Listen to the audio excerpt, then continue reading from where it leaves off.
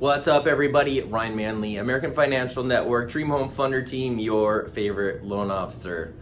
Wow, it's 2019 already. The holidays flew by, 2018 flew by, and now we're rolling right into tax season. So, I know people are on the lookout for those W-2s and other tax documentation that they need to file their taxes, and they're also thinking about what are they going to spend all that money on that they get on their return.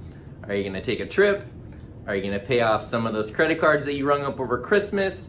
Or are you going to take that money and start building wealth by buying a primary residence if you're renting, or taking that and buying additional investment real estate property with that down payment? So, my suggestion to you, take that money, invest it in your future, start building wealth. All you need to do is contact me, shoot me an email, text me, 480-203-6263, Ryan@dreamhomefunder.com, or jump on my website, dreamhomefunder.com, and we can get you some information on exactly how much the down payment that you need to buy that house you've been looking at, to stop paying rent, to start building wealth for you and your family's future. Happy New Year. Talk to you soon.